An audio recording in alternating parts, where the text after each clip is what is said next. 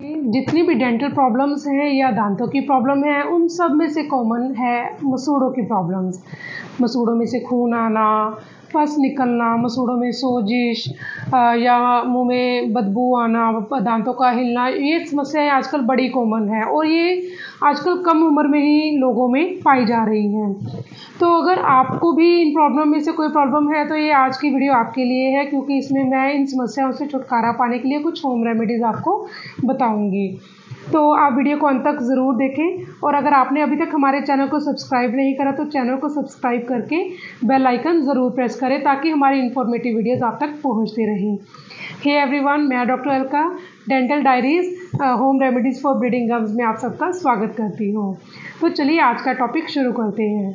सबसे पहले हमें ये समझना पड़ेगा कि मसूड़ों की प्रॉब्लम स्टार्टिंग कहाँ से होती है, इसका मेन होने का कारण क्या है।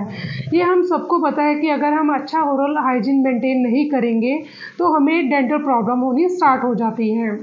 जैसे कि अब हम 2 टाइम ब्रश नहीं करेंगे, ब्रश तो करते हैं बट प्रॉपर ब्रश नहीं कर रहे, फ्लोस नहीं कर रहे, तो हमें गम्स की प्रॉब्लम या डेंटल प्रॉब्लम्स है वो होनी स्टार्ट हो जाती है। अब क्या होता है कि मुंह में हमारे 2 तरह के बैक्टीरियाज होते हैं, good bacteria and bad bacteria. जो गुड बैक्टीरिया होते हैं वो हमारे मुंह में पीएच लेवल को मेंटेन करने का काम करते हैं। जो बैड बैक्टीरिया होते हैं वो क्या होता है, जब हम खाया पिया हमारे मुंह में रह जाता है, डिपॉजिटेड हो जाता है, दांतों में रह जाता है या मसूड़ों में चला जाता है, तो बैड बैक्टीरिया वहाँ पे आते हैं, उनके साथ रिएक्शन करते हैं और मसूड़ों में से पस बनाने का काम करते हैं, जिससे कि मसूड़ों में स्वेलिंग आ जाती है। आपने कभी महसूस करा होगा कि आप मसूड़े सॉफ्ट हो जाते हैं कई बार जब हम फिंगर से उसको प्रेस करके देखते हैं। तो रात को ब्रश ना करने से ये ज़्यादातर प्रॉब्लम पाई जाती है।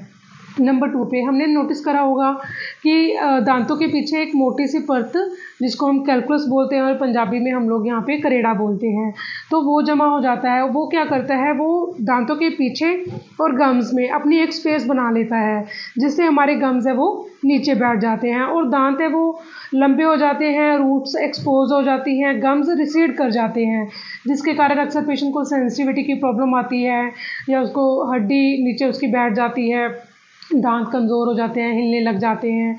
नंबर 3 पे अगर हम अनहेल्दी ज़्यादा स्टिकी फूड खा रहे हैं, चॉकलेट चिप्स, बर्गर, नूडल्स, ये हम रोज़ खा रहे हैं और रिंजिंग वगैरह प्रॉपर नहीं कर रहे खाना खाने के बाद, तो हो सकता है कि हम we are much prone to oral problems.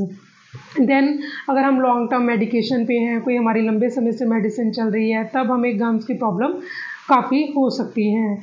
Next, अगर हमें कोई सिस्टेमिक प्रॉब्लम है, कोई आपको डायबिटिक हो आप, या आपकी कोई हार्मोनल प्रॉब्लम है, तो ये आपको गम्स की प्रॉब्लम है कॉमन है। जैसे प्रेगनेंसी में तो ये बड़ी ही कॉमन है कि मसूड़ों में स्वेलिंग वगैरह आ सकती है। तो ये सारे कारण हैं कि मसूड़ों में पस, स्वेलिंग वगैरह बन सकती है, मुंह में बदबू आ सकती है। तो अब आइए जानते हैं कि हम कुछ ऐसे रेमेडीज़ हैं जो हम डेंटिस्ट के पास जाने से पहले घर पर ट्राई कर सकते हैं, जिससे कि हमारी जो थोड़ी बहुत इन्फेक्शन है वो कवर हो सकती हो। तो सबसे पहले हम जो एडवाइस करते हैं वो करते हैं, गर्म पानी में आप थोड़ा सा सेंधा नमक मिलाकर अच्छे से मिलाकर उसको मुंह में रखें और जब उसका टेम्परेचर नॉर्मल हो जाता है उसको स्पिट कर दें और फिर दिन में 2-3 बार ऐसा करें, एक एक गिलास पानी का लेकर। उससे क्या होता है, नमक में anti bacterial and anti inflammatory properties होती हैं, जिससे कि मसूड़ों में जो ब्लीडिंग गम्स की प्रॉब्लम है, जो थोड़ी बहुत इन्फेक्शंस होती हैं, वो नमक के साथ कवर हो जाती हैं। जब हम छोटे थे तो अक्सर हमारे जब मुंह में छाले हो जाते थे तो हमारी नानी या दादी हमें बताते होते थे कि भी आप अमरूद के पत्ते चबा लो, तो उससे आपके छाले वगैरह हैं वो ठीक हो सकते हैं, है ना। तो अब हम क्या कर सकते हैं कि अमरूद की कुछ फ्रेश पत्तियां ली, उसको पानी में बॉईल करा और उसमें नमक और हल्दी मिलाकर उस पानी से कुरले कर लिए, जिससे कि दांतों का हिलना कम हो सकता है, मसूड़ों में जो पस निकलती है या सोजिश है वो कम हो सकती है। नंबर 3 पर हमने अक्सर देखा होगा कि कुछ पुराने बुज़ुर्ग जो वो नीम के दातुन करते थे, जिससे वो अक्सर बोलते थे कि यार मेरे दांत बड़े हेल्दी हैं, बड़े मजबूत हैं, मसूड़े हेल्दी भी होते हैं। नीम की दातुन, क्योंकि नीम में बड़े ही औषधिक गुण पाए जाते हैं, जैसे कि एंटी इन्फ्लेमेटरी और एंटी बैक्टीरियल प्रॉपर्टीज़ नीम में सबसे अच्छी होती हैं।